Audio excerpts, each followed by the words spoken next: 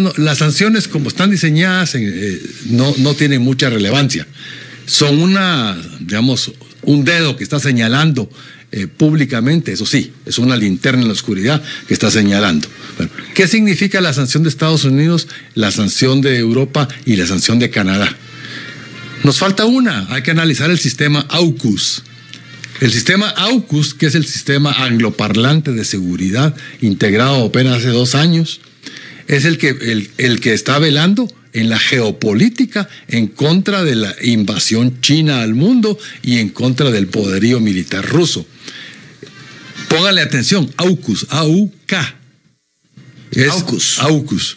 Es el tema digamos, la alianza de los países que hablan inglés, Canadá, Estados Unidos, Inglaterra y Australia, que incluso bajo este método que es igual a una OTAN, pero solo en inglés, se está moviendo militarmente hacia Australia todo el poderío militar americano y inglés para la neutralización que viene, porque no vamos a preguntarnos si es que viene la guerra con China, y digamos, el punto para neutralizar a China son la materia prima para toda la producción bélica, y esa materia prima se produce en Australia, y es ahí donde está todo el eje político. Entonces, por un lado, en el lejano oriente estamos teniendo ese tema de la seguridad en contra del dominio chino, y en el Medio Oriente estamos teniendo el problema de la seguridad por el dominio militar ruso a través de Irán y a través de las milicias proxy. Entonces, todo este juego de las sanciones hacia Guatemala y querer recuperar Guatemala de los mañosos y de los malosos, según los gringos y el sistema AUKUS, es para, digamos, reafirmar lo que fue siempre el patio trasero de los gringos, toda la América. Y ahí está el tema central a analizar.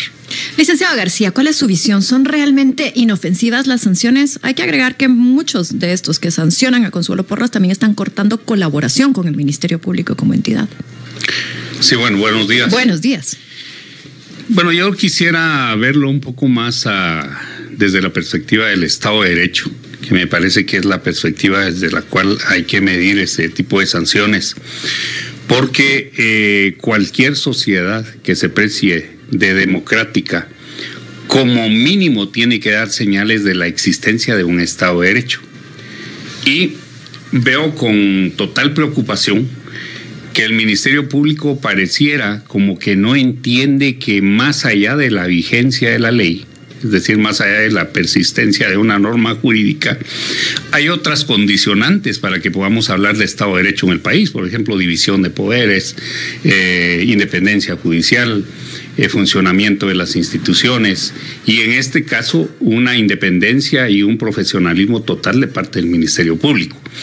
Entonces, yo creo que sí es importante y es muy, muy relevante que sigan existiendo sanciones de parte de países en donde lo que pasó y lo que sigue pasando, porque el Ministerio Público persiste en una actitud, digamos, totalmente fuera de la objetividad, con persecuciones penales totalmente absurdas y que están fuera de lugar. Al persistir esta acción del Ministerio Público y haber sido evidente que existió una intención de hacer un golpe de Estado judicial, como yo le he denominado, pues no cabe duda que resalta que hay una acción antidemocrática, hay una acción que favorece impunidad y hay una acción que favorece corrupción. Y en este caso, pues Canadá se suma a los países, digamos, civilizados, que en este caso, tanto Estados Unidos como la Unión Europea ya emitieron sanciones en contra de los mismos personajes, y ahora Canadá se suma a ese grupo de países que sancionan, pero hay que verlo en el sentido estricto de que lo que están sancionando en el fondo es la ausencia de un Ministerio Público que actúe con independencia y con objetividad, y que lesiona totalmente el Estado de Derecho, que es un prerequisito, es una condicionante real para la buena gobernanza, como se ha entendido en cualquier país, digamos, normal. O sea, además se estaría a preguntar entonces si es posible una democracia funcional sin Estado de Derecho. Es imposible. Y es que el Estado de Derecho no puede generar la democracia, pero la democracia sí puede generar Estado de Derecho, que es a la inversa. Y entonces a mí me parece que la reacción del Ministerio Público, y aquí debo decir algo que es una penosa realidad, el problema es que ya casi somos 42,000 abogados colegiados en el colegio, y hay una tragedia pero realmente nacional sentida, y es que la gran mayoría de abogados, de mis colegas abogados, y lo digo con mucha pena y con mucha tristeza, no están comprometidos con el Estado de Derecho, ni entienden ni siquiera de qué se trata cuando estamos hablando de Estado de Derecho. Entonces, lo que tenemos son realidades inocultables, vergüenzas y tragedias nacionales evidentes, porque lo que estamos viendo es un Ministerio Público que no entiende que la persecución penal no la puede utilizar para someter a los que no piensan como ellos, a someter a rivales políticos, someter a la actividad punitiva del Estado a la gente sin tener el mínimo de objetividad y profesionalismo. De manera que yo creo que sí es una sanción valedera. No obstante, creo que también comparto parcialmente lo que dice Aquiles, en el sentido de que pareciera ser que hay actores nacionales, tanto adentro del Ministerio Público como fuera del Ministerio Público, que les importa un comino realmente que vengan sanciones a nivel internacional. Creo que es momento de pausa, así que creo. Es momento de pausa, así es. Regresamos pronto.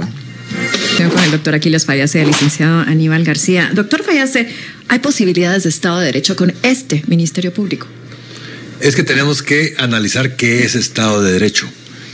Mucho se ha cacareado el famoso Estado de Derecho y el famoso debido proceso, pero hay muy poca gente que entiende qué es un Estado de Derecho. Como tal... ¿Lo que usted entiende por Estado de Derecho cree que es posible con este MP? No, no es posible. Lo que pasa es que nosotros tenemos... algunos analistas, incluso el presidente en una ocasión lo dijo, pero yo lo digo en términos más aterrizados. Guatemala es como una construcción en proceso. Todos los andamios son democráticos, todos. Pero todos los albañiles son soldados autocráticos. Entonces, ¿cómo vamos a construir un Estado?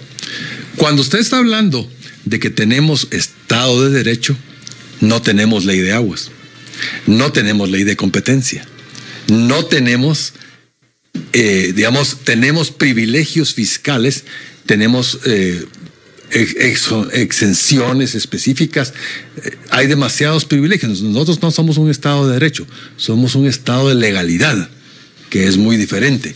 Un Estado de legalidad tiene toda su estructura, incluso tenemos leyes que son inconstitucionales desde su origen, que es la ley de extinción de dominio, porque la ley de extinción de dominio va en contra del principio de que la carga de la prueba la lleva el Ministerio Público, que usted va en contra de la presunción de inocencia.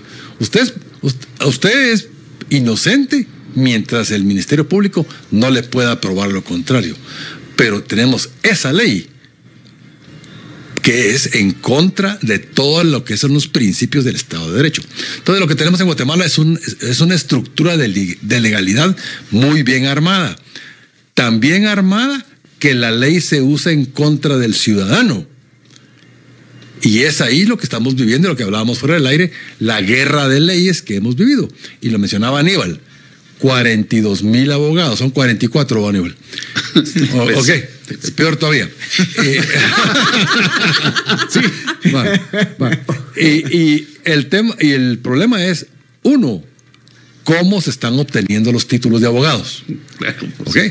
Es demasiada extensión universitaria en colegios, en los pueblos, que están otorgando el título de abogados como que si fuera el título de reina de belleza. Entonces, cuando vemos en Guatemala, la realidad de los abogados es que hay 1,000 abogados que manejan todo y hay 43,000 abogados que venden la firma. O peor aún, no saben ni que para eso que sirve. Y entonces el Estado de legalidad está comprometido, y por eso le quité la palabra Estado de Derecho, porque el Estado de legalidad está comprometido por el sistema de las leyes, cómo se está gestionando. Por ejemplo, hablamos de lo que hablábamos aquí, al principio aquí con Aníbal. Viene la elección de Corte Suprema de Justicia y de Cortes de Apelaciones. ¿Qué estamos haciendo para eso? Nada, absolutamente nada. ¿Y por qué no estamos haciendo nada? Porque la ley de la carrera judicial, otra de las herencias de la señora que estábamos platicando aquí, indica que 7 de cada 10 magistrados que van a subir son de la carrera judicial. Tienen que haber sido jueces. Pero ¿cómo se nombra un juez? Los patojos de esos 44,000 que estábamos hablando aquí antes, de la extensión universitaria de Pachalum, obtuvo su título universitario de abogado y no encuentra chance en ningún bufete grande ni en ninguna forma más que, o como se dice en los gringos, persiguiendo ambulancias o metiéndose a la carrera judicial. Entonces, ¿qué es lo que le corresponde hacer? Tiene que ir a la escuela de la carrera judicial para querer convertirse en juez. Y profesionalizarse de alguna manera. Sí, pero el problema es que aquí es donde está utilizado el sistema de legalidad. ¿Por qué? Porque para entrar a esa escuela usted necesita tener padrino. Un trampolín. Ok, bueno, con padrino puede entrar. Pero cuando ya se logró graduar con su título, solo 1 de cada 8 son nombrados jueces. Necesita un super padrino en la Corte Suprema de Justicia para que lo nombren a usted juez de paz de San Benito Petén. Y ahí hace lo que es el equivalente a un servicio militar. Usted recibe órdenes de la Corte Suprema y resuelve, como la Corte Suprema dice, de los casos menores en San Benito Petén. Por decir un nombre, por decir un ejemplo, un pueblo, una localidad. Luego, después de los 4 años de que son de su primer trabajo, viene y se desocupa un puesto de primera instancia. ¿A quién nombran? Porque es nombrado, no es electo ni es designado, es nombrado a dedo. Nombran al soldado más obediente y ese juez se convierte en el juez primero de primera instancia civil. No por bueno, sino por obediente. Por obediente. Y después, entre los jueces de primera instancia, de penal y de lo civil y laboral, viene en la comisión de postulación, donde ya llenan los requisitos. Ya se profesionalizaron, ya fueron jueces, y entonces ya son sujetos a estar en el listado de las comisiones de postulación. Y la comisión de postulación, ¿qué es lo que hace? Lo humilla. Cualquier abogado que tenga 5 centímetros de estatura de dignidad no se somete a la humillación de una comisión de postulación. ¿Por qué? Porque llega el colmo de que lo sientan en un pupitre y le hacen un examen psicométrico. Ni que fuera un empleadito para lavar inodoros. Porque el examen psicométrico. Bueno, entonces viene la lista y llega al Congreso. De la lista, 1 de cada 2 va a ser electo. ¿Qué necesita para ser electo? Otro padrino. Y entonces no termina la situación. Y la vuelta corre y va de nuevo cada 5 años con las comisiones de postulación. Entonces, digamos, la conclusión final es que mientras no se cambie el sistema de comisiones de postulación, vamos a seguir teniendo los mismos abogados optando a los mismos puestos que están siendo electos por los mismos electores para los mismos puestos con el mismo resultado. Bueno, recibo mensajes de la audiencia antes de preguntarle al licenciado García la siguiente interrogante. De lo que estaba diciendo el doctor Fallas, se dice que padrino también necesita quien quiera una plaza en algunos lugares del estado. Y también decía otro oyente, aquí lo apunté, que si son 44,000 próximamente serán 46,000, dice, en los próximos meses. Esto todo lo dicen los oyentes. De lo general, pasemos a lo particular, licenciado Aníbal García. Usted tiene experiencia como abogado y también como político. Y aquí, se diga lo que se diga, entre el Ejecutivo y el MP hay un pulso político. Y ha habido una invitación justo el día en que se sanciona desde Canadá a 4, digamos, 3 del MP, digamos, y un juez, pero un juez muy vinculado al MP, 4 señores para la fiscal general, el fiscal Curruchiche, la fiscal Monterroso, el juez Bremer. Ese mismo día, después del consabido ya conocido boletín de prensa, comunicado de prensa, invitan al comisionado de corrupción Santiago Palomo. Esa movida, ¿cómo la ve usted? Bueno, lo primero es de ¿Qué tendrían que hacer? Sí, bueno, lo primero es que falta todavía conocer exactamente cuál es el nivel de actuación del señor Palomo. Acaba de ser nombrado también, hay que recordarlo. Recientemente es nombrado y tampoco tiene una trayectoria que uno diga, bueno, su actuación será en esta línea. Por lo menos yo no lo conozco. Sin embargo, creo en dos cosas que son fundamentales. La primera es que me parece que la Comisión Anticorrupción, como está, digamos, recuérdense que no es la primera vez que se nombra un comisionado anticorrupción. De hecho, Pérez tuvo su Verónica comisión anticorrupción, creo que Jimmy también, y el gobierno anterior también la tuvo. Todos lo han tenido. Todos han tenido. Pero la gran pregunta es, ¿esta para qué nos va a servir? O sea, ¿qué es lo de diferente que vamos a ver con el señor Palomo en relación a las anteriores? ¿Pero debería o no debería de acudir a esa invitación? Es que voy a eso. Porque el tema fundamental es que también hay que entender que esas comisiones tienen sus limitaciones legales. O sea, la Comisión Anticorrupción no puede asumir las funciones del Ministerio Público. Entonces, ¿qué es lo que se puede hacer entre el Ejecutivo y el Ministerio Público en materia de lucha anticorrupción? Pues me parece que sería importante que acudiera, pero con una agenda específica.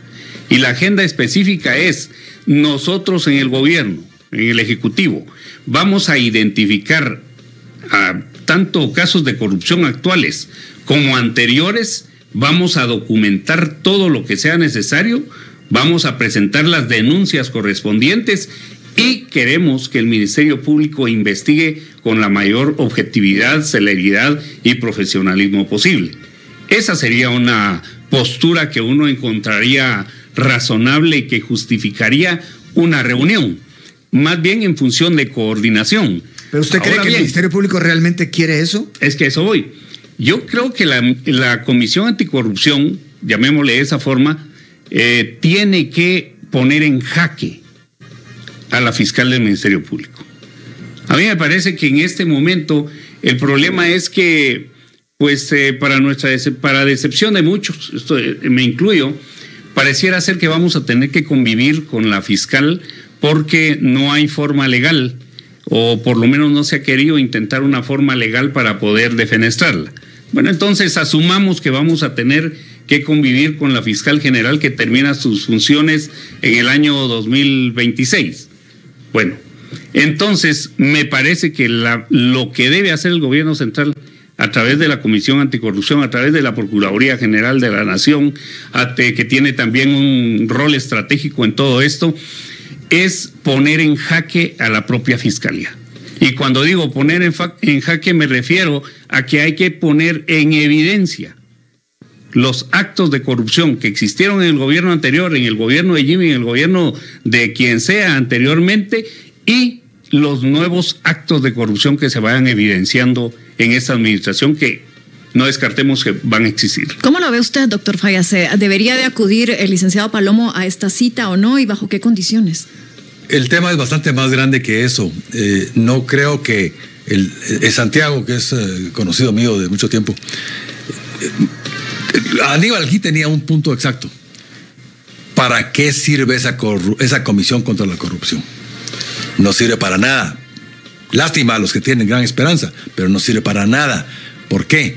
Porque cualquier comisión de la corrupción del Ejecutivo, ahí se queda, del Ejecutivo. Punto.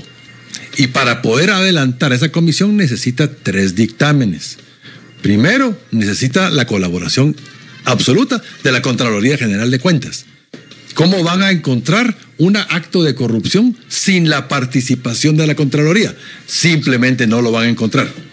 Necesitan la participación de la Procuraduría General de la Nación para que sea a través de esa instancia, que tiene la misma estatura que el Ministerio Público, se planteen las denuncias penales por parte del Estado de Guatemala. Y lo tercero es que necesitan la colaboración absoluta del Ministerio Público para llevarla a cabo. Entonces, tenemos que una comisión está sentada al centro de un eje, pero no tiene ni tornillos, no tiene cojinetes, no tiene nada. Mi posición es que esa comisión, por principio, debe cerrarse, porque no es función del Ejecutivo investigarse.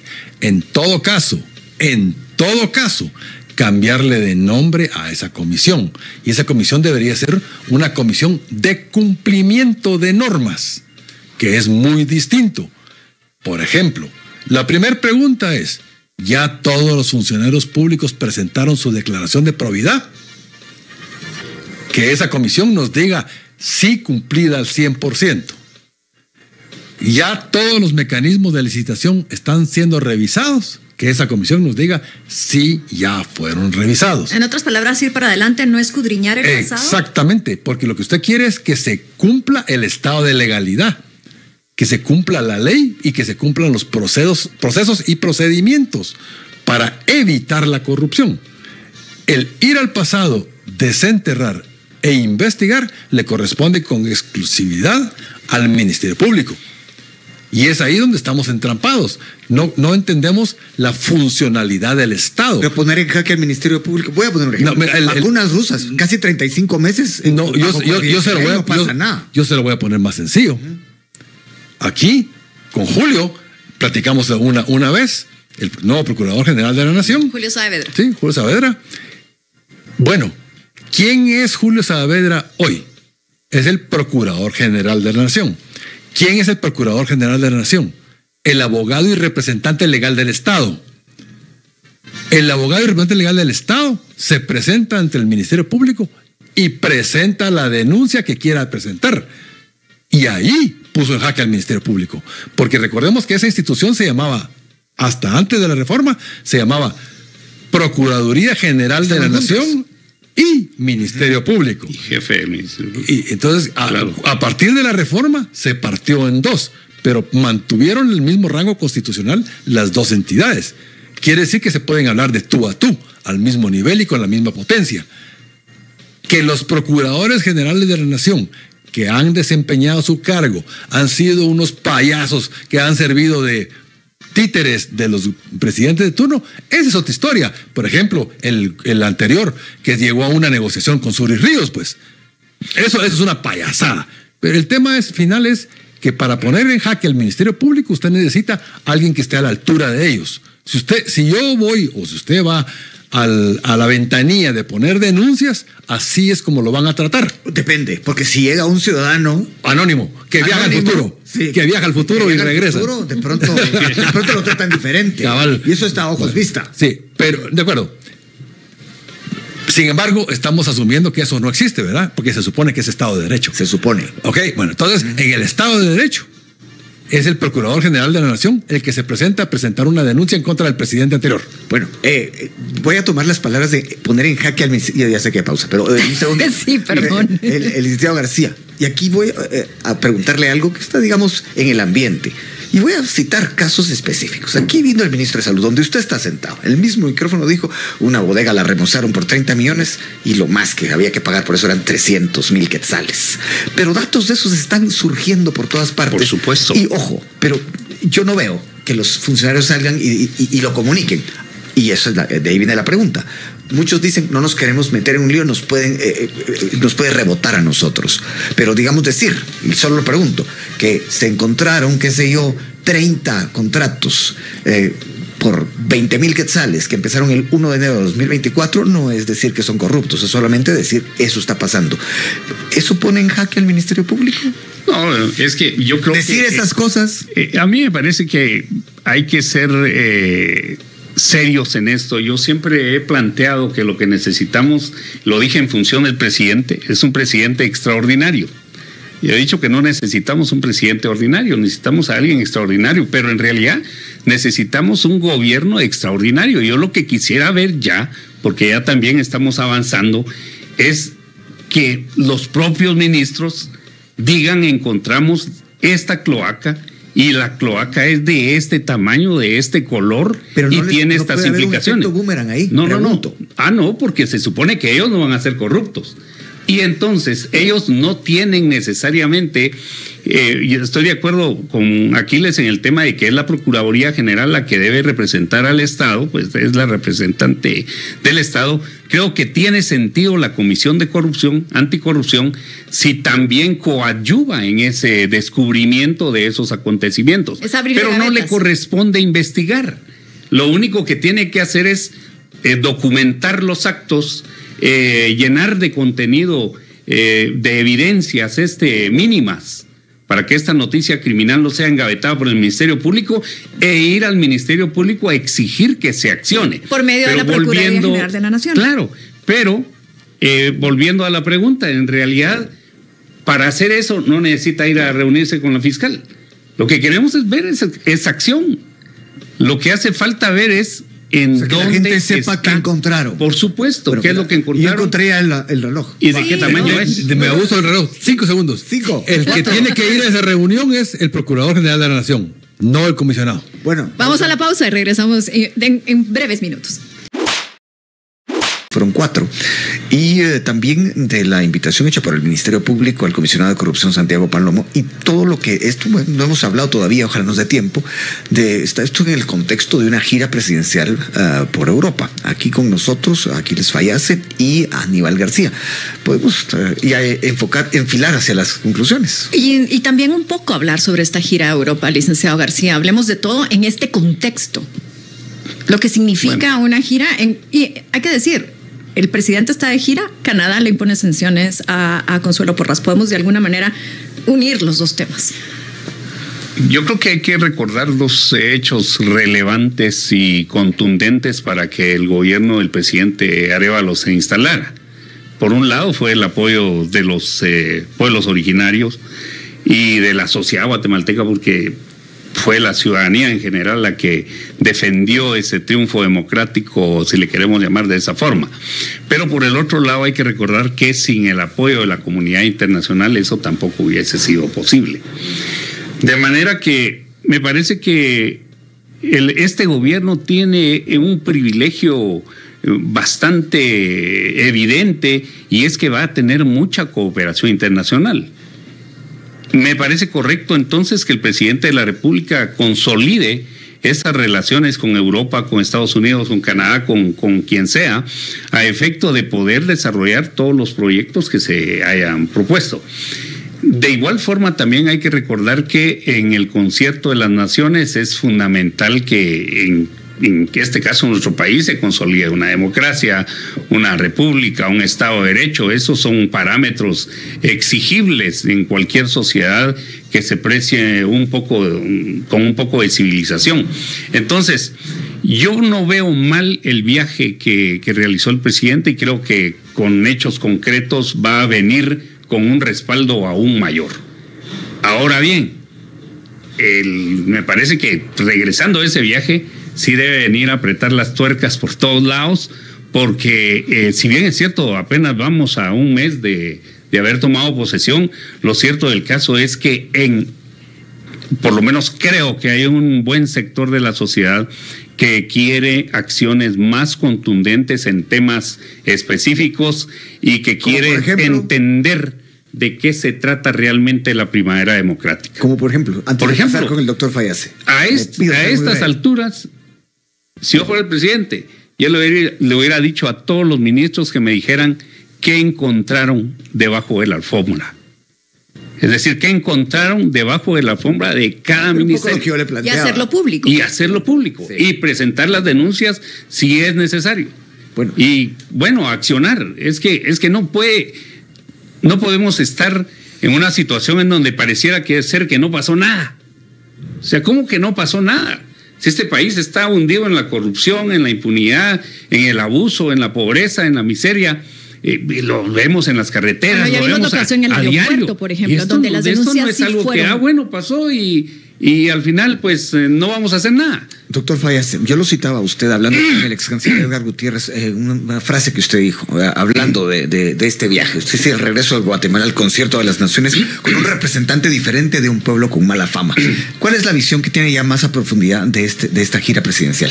Bueno, tenemos que regresar al mero principio donde empezó este gobierno. El voto, digamos, voy a poner primero el símil de nuestra primavera. Nosotros en realidad no vivimos una primavera árabe. Nuestra primavera fue muy diferente. Yo siempre pongo el caso de Ucrania. La Revolución Naranja del año 2004 la equiparo con lo que sucedió en Guatemala en el 2015. En Ucrania, a partir del 2008, el sistema se empezó a revertir y a recomponer, como lo hizo en Guatemala en el 2019. En el 2014 viene la revolución de la dignidad en Ucrania, que es el equivalente del voto nulo cuando la población saca todo su malestar en algo en que no está de acuerdo en continuar con el sistema. Y los bloqueos del octubre de este año lo comparo yo con el Euromaidán de septiembre del 2014 en Ucrania, que es cuando la población salió a las calles y tomó las ciudades por 28 días y quemaron los edificios públicos. Aquí no quemaron nada, pero tomaron el país. Esa similitud es la que produjo un presidente como Zelensky en Ucrania hoy y como Arévalo en Guatemala.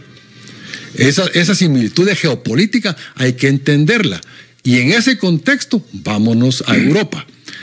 En el viaje, apenas a 30 días de gobierno, el presidente sale y se va de gira.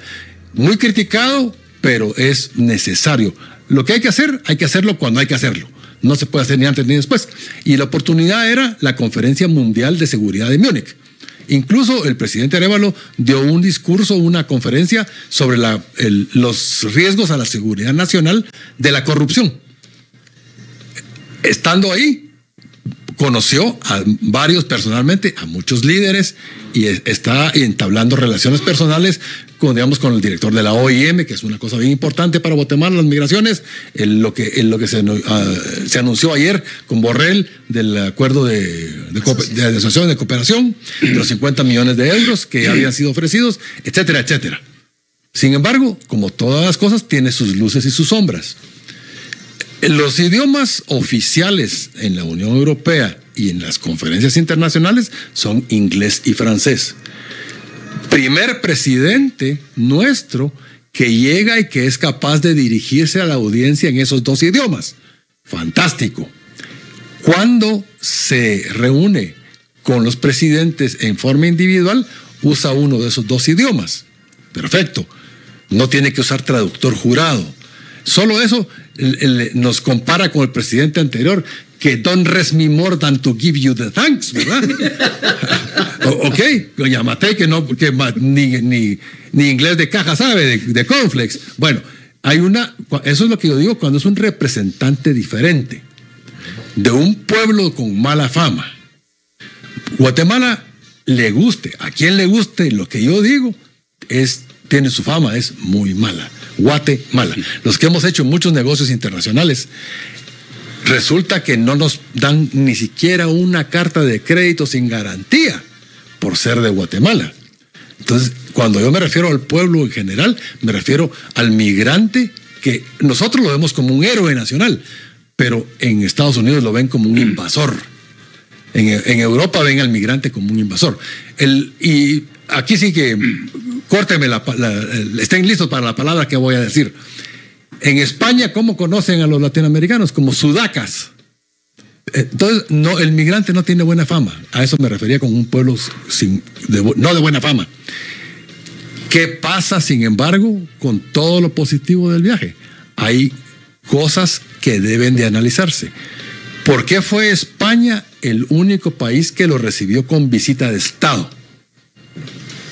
Hay que explicar a la audiencia qué es la diferencia entre una visita de trabajo y una visita de Estado. Son dos cosas muy distintas. El rango que se le otorga a la persona que llega es completamente distinta. Donald Trump recibió a Jimmy Morales afuera de un salón de una iglesia evangélica sentado en una silla de metal. Eso no llega ni a visita. Eso simplemente llegó a chutear Jimmy y lo que le dijeron no le gustó y después le dieron órdenes en la Casa Blanca. La simbología de la foto que estuvo circulando ayer, donde Donald Trump dándole la orden a Degenhardt de que firmara y al contrario la fotografía de ayer, Bernardo Arévalo viendo a sus dos cabezas haciendo un tratado de entendimiento. Sin embargo, se parecen en forma, más no en fondo. Exactamente, y no sé si fue, digamos, intencional o accidental ese tipo de fotos.